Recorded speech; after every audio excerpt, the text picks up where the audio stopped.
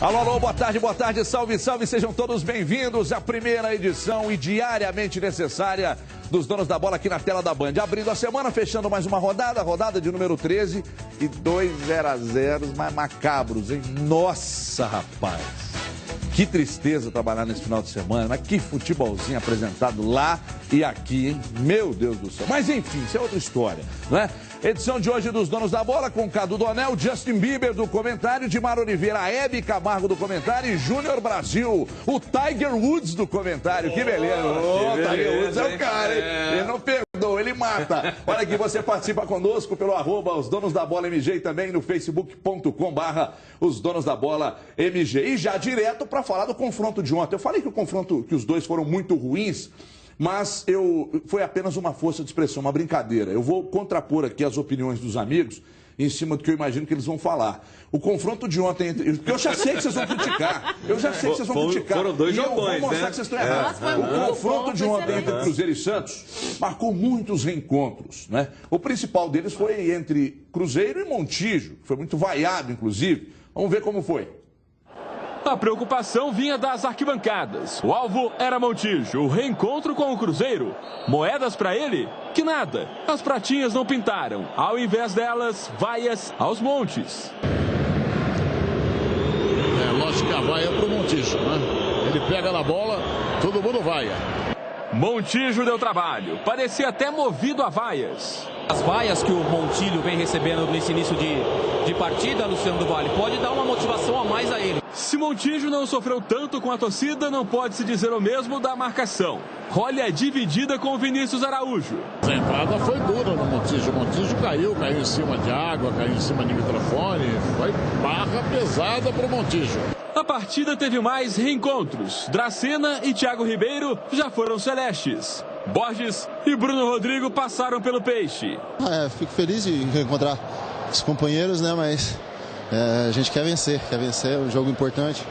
O jogo foi complicado, truncado. O Santos reclamou pênalti. Cercado por dois jogadores, bom passe, chegou o Santos dentro da grande área. Henrique caiu, o pessoal queria pênalti para a equipe do Santos. E não é que o Peixe teve as melhores chances no primeiro tempo. Lá vai Mena, levantou na boca do gol, desvio, defendeu o goleiro de forma sensacional, o Fábio. Na etapa final, Marcelo Oliveira apostou na ofensividade. Botou Elber, Luca e Borges. O Cruzeiro tentou balançar a rede, ficou no tentou. Nem Bruno Rodrigo, nem Borges, muito menos Dracena, Thiago Ribeiro ou Montijo. No jogo dos reencontros, ninguém encontrou o gol. Foi a partida do apagão ofensivo. Perdemos uma chance muito importante, uma chance que pegou uma gordurinha pequena, mas já era bom, mas não ganhamos. Como eu falei, vamos trabalhar para no meio da semana a gente vencer. E Montijo, ele falou sobre o reencontro com o Cruzeiro e a torcida. O clube precisava de contratações, fizeram contratações, por isso o time melhorou também. Mas futebol é assim, a torcida pode vaiar, mas estão de parabéns porque não jogaram nada no campo, senão ia ficar pior. Olha, o Montijo para o nosso repórter, aliás, o baita repórter Diogo Ramalho, o Montijo disse outra coisa. Ele falou para outros microfones, né, contemporizou e tal, mas para o Ramalho, diante da pergunta muito bem elaborada pelo nosso repórter, o Montijo teve uma outra resposta que daqui a pouco você vê aqui nos Donos da Bola. Inclusive, dando uma cutucada no presidente Gilvan de Pinho Tavares. Bom, para falar do jogo, Dimar Oliveira, ontem estávamos no Mineirão, o lance do pênalti ali, na transmissão, a gente já disse que o pênalti de fato aconteceu, né? Ou teria acontecido naquela oportunidade. E você, Dimara, sobre o jogo de ontem, o empate do Cruzeiro. Não vejo como um grande problema e uma grande tragédia. Empatou, a rodada foi muito boa para o Cruzeiro e ele seguiu na liderança. Boa tarde. Boa tarde. E aí, já play contra o Everton? Imagina, tá um calor aqui, vocês não imaginam, né? Por isso que eu estou vestida assim. Júnior, então, tá, né? Super o ar praia. é todo aqui em cima, mas tudo bem, né? Mas falando do jogo e já contrariando o companheiro e amigo que esteve comigo nos 2 jogos horrorosos que nós fizemos esse final de semana, que foi muito duro, acho que para mim foi o pior jogo do Cruzeiro no Campeonato Brasileiro. E aí eu vou dizer, principalmente do primeiro tempo, o Everton até contemporizou na transmissão da Band News que teria sido o jogo do Atlético Paranaense, mas o Atlético Paranaense tinha outras influências, que era o gramado, né? A história por lá que foi muito complicada. Acho que o Cruzeiro teve muitas dificuldades e principalmente porque o Santos fez uma coisa tática imprescindível naquele momento, que foi desacelerar o jogo e fazer com que o Cruzeiro tivesse sem a sua principal característica, que era a velocidade. E aí ficou muito complicado para o Cruzeiro. Em que pese o fato do Cruzeiro estar jogando sem um armador. E aí não adianta você ter todo esse potencial ofensivo, todo mundo que você tem na frente, as opções que o Marcelo tem, se você não tem quem faça essa bola se movimentar. Acho que o Martinúcio entrou para fazer uma função que não é a dele. O Martinúcio tem que entrar lá mais como um segundo atacante mesmo, ficou muito preso na direita, no final do jogo que ele veio para a esquerda. Então acho que o Cruzeiro teve vários problemas táticos, mas a gente tem que ressaltar sempre a situação defensiva do Cruzeiro, que continua boa, com o Bruno Rodrigo, com o Nilton e com o Souza. O restante do Cruzeiro, achei que a movimentação do Cruzeiro deixou muito a desejar e o primeiro tempo foi horroroso.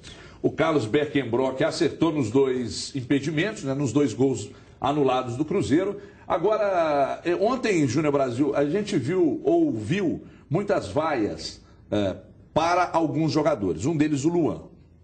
Fica claro, pelo menos para mim, que quando o Dagoberto voltar e o Júlio Batista também, ele vai sair do time.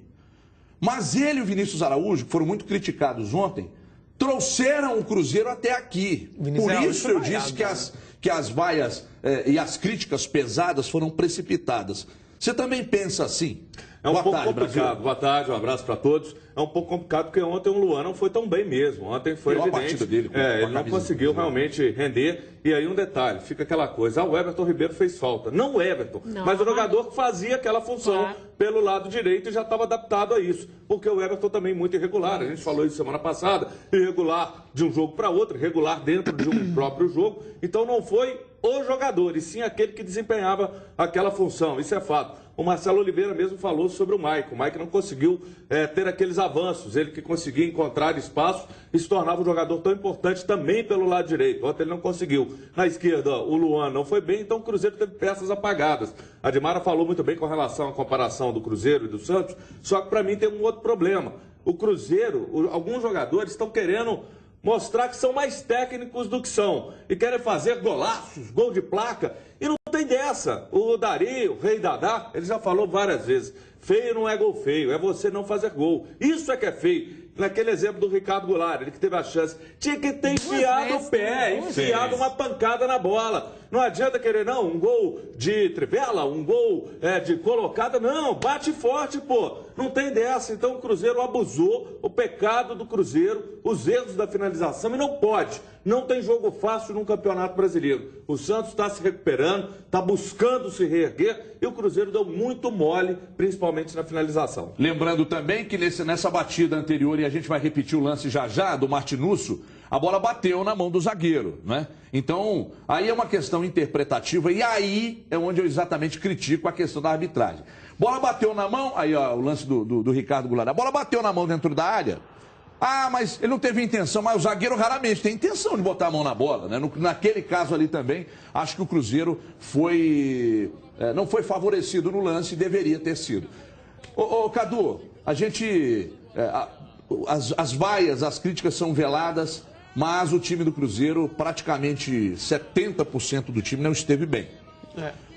Um setor do Cruzeiro que mais uma vez se mostrou muito forte foi a defesa. É uma arma que o Cruzeiro tem, Cadu, porque afinal de contas também é muito importante na montagem desse time. Boa tarde, Cadu. Boa tarde, Everton. Boa tarde a todos. É uma arma, o Cruzeiro tem se consolidado na defesa e a defesa santista também foi bem no jogo. Acho que não dá para tirar do contexto da partida esse fato. O Edu Dracena, por exemplo, ex-jogador do Cruzeiro, fez uma boa partida. Ele que tem sido muito irregular nos últimos tempos, mas ontem foi muito bem e o Santos jogou consciente das suas limitações, entrou com uma estratégia muito clara. O Cruzeiro não tinha perdido pontos no novo Mineirão ainda, o Santos consciente disso, consciente do momento de transição que vive a equipe paulista, entrou só para se defender, foi até melhor do que o Cruzeiro no primeiro tempo. Na segunda etapa, achei o Cruzeiro um pouquinho melhor, mas como um todo, o jogo foi muito fraco, tocou de mar. As duas partidas dos mineiros nesse final de semana foram muito ruins. E realmente, o Martinúcio, tecnicamente, não deixa nada a desejar a nenhum titular do Cruzeiro. Agora, ele não é o jogador para fazer a função do Everton Ribeiro. Não estou nem criticando o Marcelo Oliveira por ter colocado o Martinúcio, porque não tinha um jogador exatamente com essas características. Mas, querendo ou não, na prática, a gente viu que o Cruzeiro precisou ali de um cara para fazer essa transição entre o meio e o ataque. Nós temos o lance aí, Brasil. Enquanto a gente vê o lance, eu gostaria até do seu comentário sobre a batida do Martinúcio, a bola na mão do defensor do Santos aí. Pode soltar pra gente. Olha esse lance aí, ó. O Martinúcio bateu, pode voltar por gentileza? Olha lá, ó. Tava fora da área, não tava, Juveci? Fora da área. Tava em cima da linha, se estava em cima da linha, apenas pode voltar na primeira batida, a câmera aberta, por gentileza. Olha aí. Ele se atirou, né? Ele se atirou contra. Foi muito rápido, ele se atirou contra a bola. Talvez por isso o árbitro não tenha dado. Mas.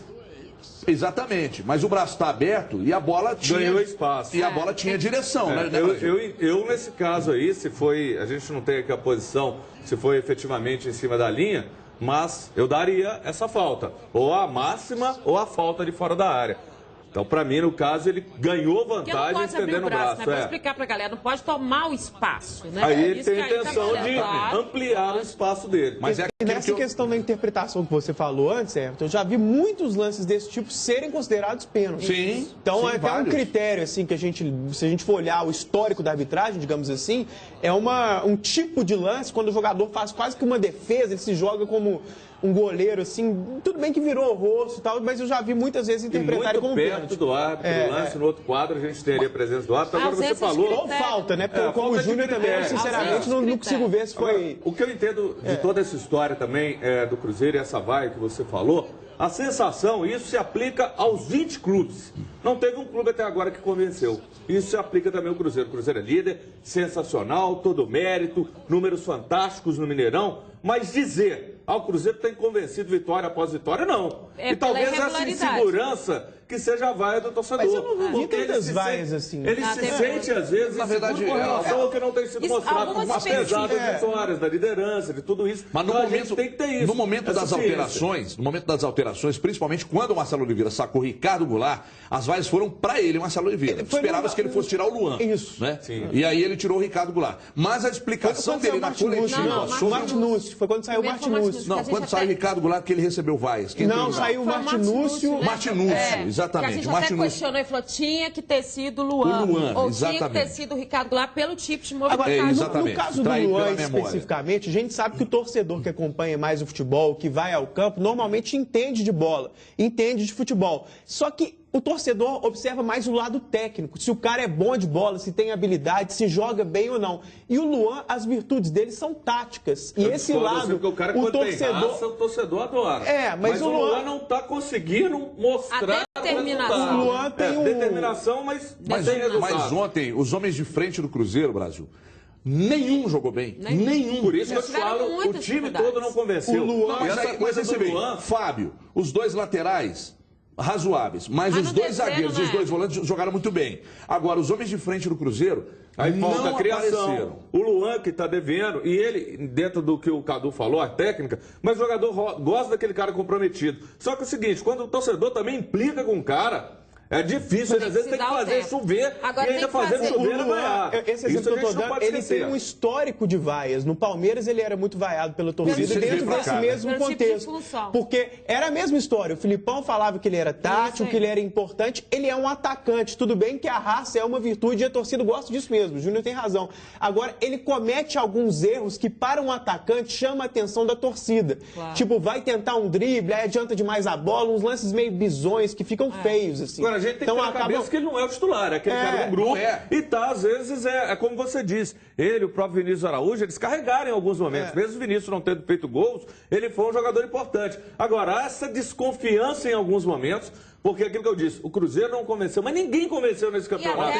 O que preocupa só é essa subida do Corinthians. Gilmar, que chegou e pode gostar disso. Você falava ontem na transmissão da Band News sobre a questão do Júlio Batista, que o Júlio Batista pode ser esse jogador de referência à frente do Cruzeiro. A Gisele Ramos vai chegar agora nos Donos da Bola para falar exatamente sobre Júlio Batista. Quando é que o Júlio Batista estreia nesse time do Cruzeiro? A prima do Tony Ramos, a competente, a melhor de todas, Gisele Ramos. Boa tarde, Gisele.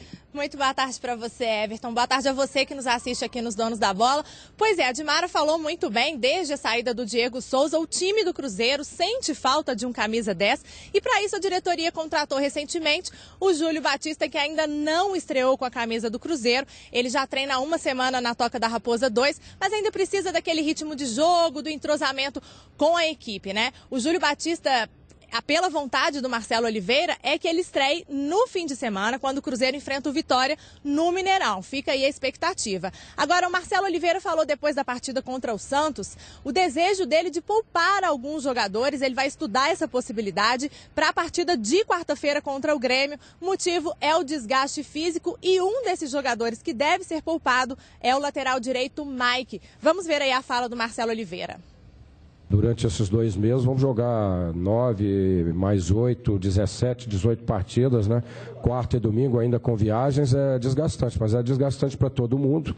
E por isso que a gente tem que ter a compreensão, o discernimento, discutir muito em comissão para ver se você troca um ou outro com a mesma qualidade e descansa jogadores. Fizemos com o Nilton agora recentemente, o Nilton estava próximo de ter uma lesão, porque tinha jogado todos os jogos com grande intensidade, e ele fez uma belíssima partida hoje, porque estava um pouco mais inteiro, descansou um pouco mais.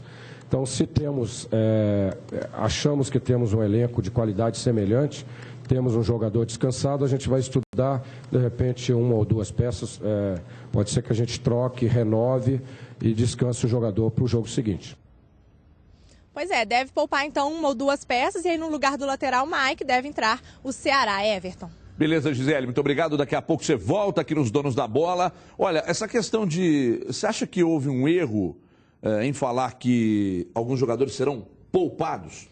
Melhor que tivesse, de repente, segurado, falado que o jogador tivesse sentido alguma coisa e não escalado e não relacionado? Na verdade, ele explicou muito mais a situação do Mike, né? Que aí é uma contusão, ele foi meio que... ele está se superando, aí você entende a questão do poupar. Agora, eu jamais, e principalmente quando a gente está nesse momento, nós estamos em agosto, né? O time tem que estar meio que no ápice da sua condição física. E outra coisa, todo mundo sabe, e faz parte do planejamento de um clube, que você vai ter jogo final de semana e meio de semana. Então, esse tipo de situação, vou poupar porque está cansado, não é isso, né? Acho que faltou uma explicação maior do Marcelo aí em relação ao que a condição física de cada um impõe, né? Cada um e aí entra o departamento de fisiologia que fala, olha, em função dos exames, esse jogador está no excesso, é hora de dar uma segurada no cara. O que não explica, Júlio, claro, o que não explica o que o Cruzeiro sofreu ontem, porque quando você não tem a velocidade, e o Cruzeiro estava sem essa velocidade ontem, você teria que ter o trabalho maior dos laterais, para eles tentarem fazer com que essa frente trabalhasse. E aí aquela coisa, e aí você não suportar os 90 minutos, um jogo pesado contra um Grêmio desesperado. Tanto que o Diogo perguntou a ele sobre o Mike especificamente, porque a gente achou que era uma condição tática dele, né? O Diogo Ramalho, nosso repórter da Band News, e o Diogo foi muito bem e pergunta para ele, olha, era tático, você mandou ele ficar parado? Ele falou, não, ele que teve dificuldade mesmo. Foi ele que não conseguiu. Mas o lado esquerdo do Santos, o Mena é um bom lateral esquerdo. E o Neilton estava jogando nas costas ali do... Sim, mas ele aliás, não teve só o Neilton não, porque o Montijo também caía por ali. E outra, ele tem sido cobrado com relação a isso, essa questão marcação. Então você tem que ver a consciência do próprio jogador. Às vezes o treinador não fala, mas lá dentro do campo ele observa. Só avançar, eu vou abrir o espaço. Ele está mostrando consciência de que não tinha condição de subir. Maturidade do menino. Cadu, rapidinho pra gente falar do Galo, empate 0-0 no sábado também, mas sobre a questão do Júlio Batista. Dimara acha que ele pode ser essa referência. Eu imagino que ele não é um cara para armar, ele é um cara para jogar mais à frente. Eu nem sei se ele está bem fisicamente para jogar, para atuar do jeito que todo mundo espera. Mas o armador desse time é o Everton Ribeiro, ponto. Você acha que o Júlio Batista pode ser essa referência que todo time tem e que o Cruzeiro ainda não tem? Pode ser sim. Na verdade, acho que ele e o Everton Ribeiro vão ser armadores juntos. Acho que eles vão tentar fazer uma dupla, uma parceria ali. O Júlio Batista vai jogar mais centralizado e o Everton Ribeiro continuar mais pela direita. Acho que o esquema tático vai ser esse. São duas coisas, só para dizer. Sim. Referência é ele ser a referência ali do meio. Fazer a função, ele pode ter aquele que o ajude, mas sem dúvida ele vai ser essa referência. Olha aqui, o Atlético segue sem vencer após a conquista da Copa Libertadores. Em Recife, a equipe só empatou em 0-0 com o Lanterna Náutico, aliás, mais uma vez deixou o campo reclamando da arbitragem, com razão. Então a gente vai ver aí os melhores momentos. Se é que teve, né? Ou se aqueles aconteceram. As duas cobranças de falta do Ronaldinho e o chute do jogo. Muito ruim, todo o primeiro lance do jogo aí com o Michael Leite, quase gol, com menos de 2 minutos. Uma bobeada, defesa do Atlético. É o Michael Leite, tá? É ele mesmo. Não se colocou bem. O Ronaldinho na cobrança de falta, exigindo uma boa defesa. Foram pouquíssimas chances criadas, né? Poucas. E o Atlético...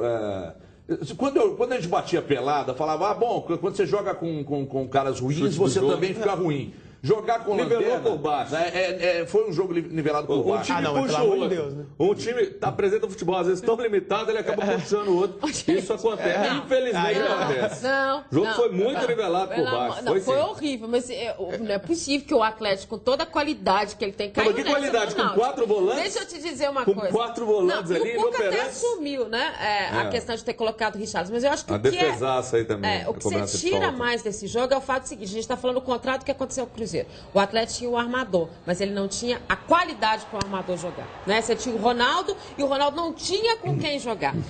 E aí ele acabou puxando a marcação toda para ele, porque, querendo ou não, gente, você tá sem o Tardelli, você tá sem o próprio Luan, com quem que ele ia jogar? O Luan e a saída do jogador de mais velocidade na frente. A gente está falando aí do lance do pênalti aí, olha lá. O pênalti, para mim, houve do zagueiro Felipe.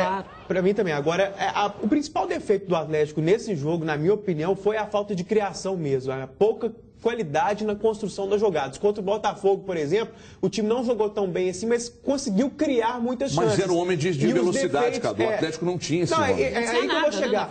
E os defeitos ali do Atlético contra o Botafogo foram mais defensivos. Por exemplo, a marcação nas duas laterais. Desta vez, os defeitos foram mais ofensivos em termos de criação de jogadas. E isso passa, para mim, muito pelas ausências do Tardelli e do Bernard. E nesse segundo aspecto, o caso do Bernard, eu acho que tem muita gente que não está tentando para a dificuldade que vai ser jogar sem esse jogador, que tem subestimado a ausência que o Bernard pode fazer.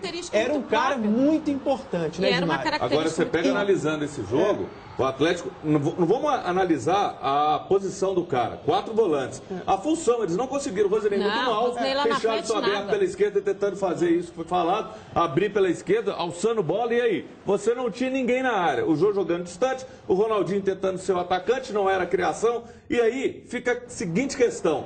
Por que o Cuca, talvez ele guardou, vou deixar aqui o Alexandro e entra no decorrer da partida, talvez até no lugar do jogo para uma eventualidade. Mas tinha o garoto caso. O que seria para deixar o Atlético um pouco mais ofensivo? Alexandro mais centralizado, o João mais aberto e o Ronaldinho na criação.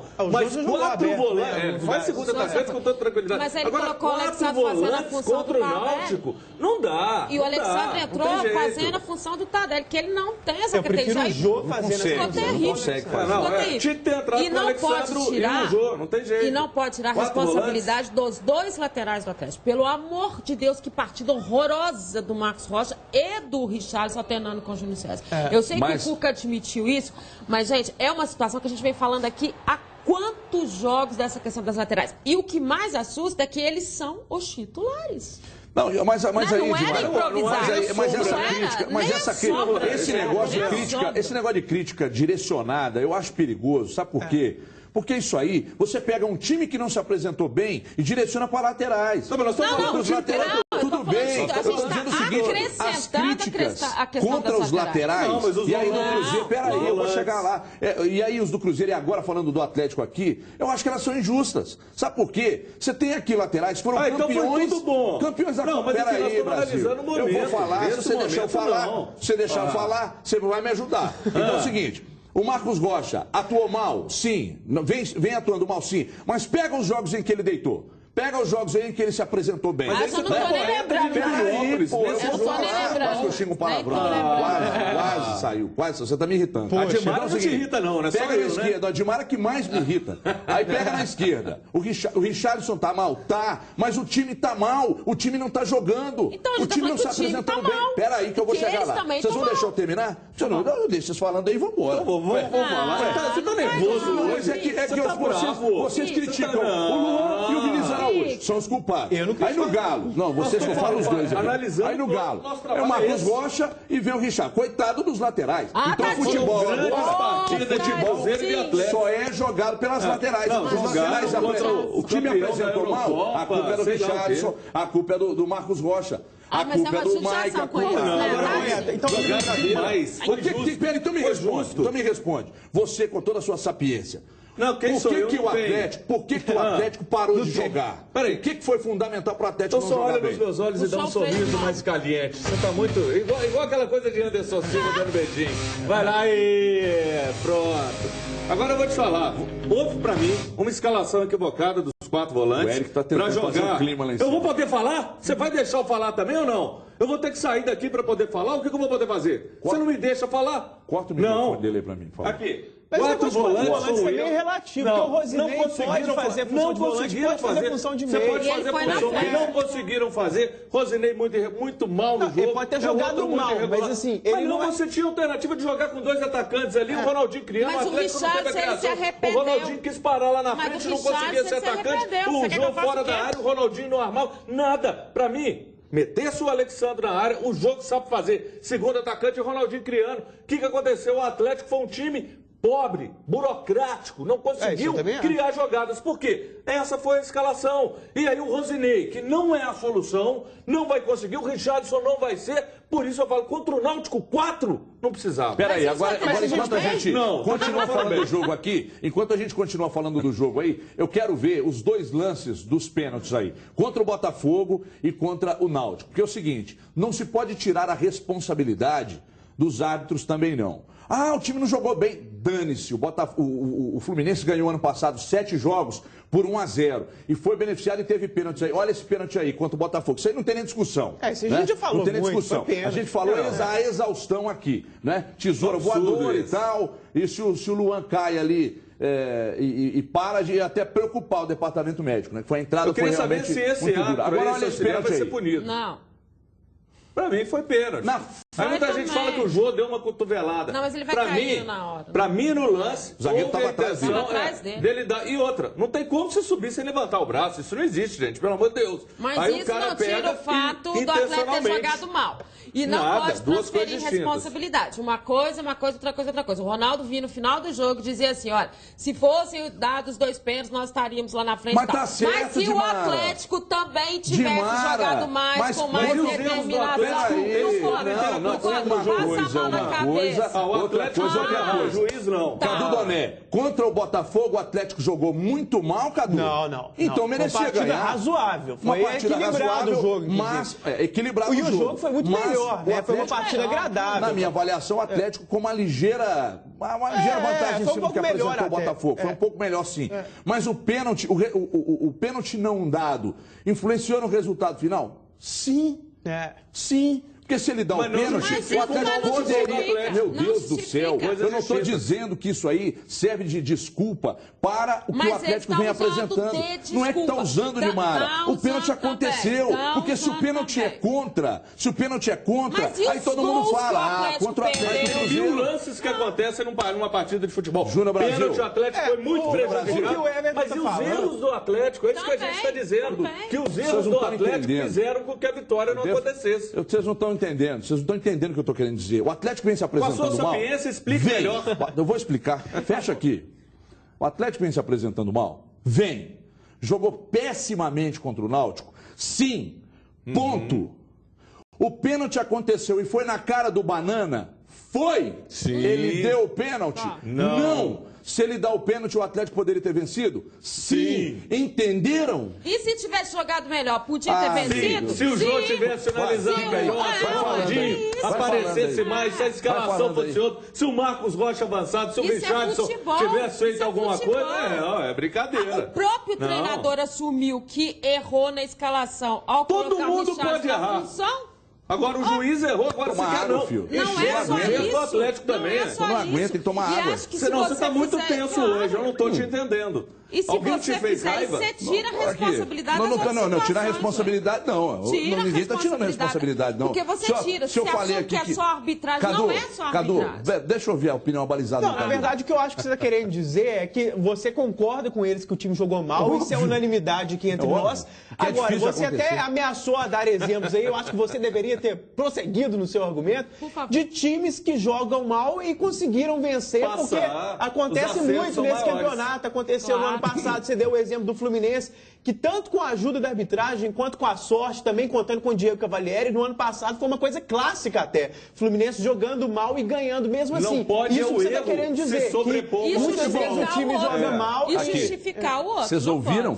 É o erro se sobrepor ao mal futebol. Mas vocês ouviram falando isso? Pênalti, óbvio que foi. Agora, só para completar uma coisa, se sobrepor ao mal futebol do Atlético. Só uma análise mais coletiva, não trazendo para o plano individual, como você falou, o Atlético no jogo contra o Vila Nova, no Campeonato Mineiro, quando a fase era muito melhor, por exemplo, quando o Galo estava bem na Libertadores, aquele ritmo muito melhor do que o atual, o Atlético jogou também só com o Ronaldinho Gaúcho na armação. Naquela oportunidade, nem o Tardelli, nem o Bernard estavam em campo. Jogo no Mineirão. E foi muito mal. Então, é um exemplo coletivo, não entrando no plano individual, de como o time, às vezes, tendo só o Gaúcho como armador, por melhor que ele seja, às vezes não funciona. Precisa de um parceiro para ajudar.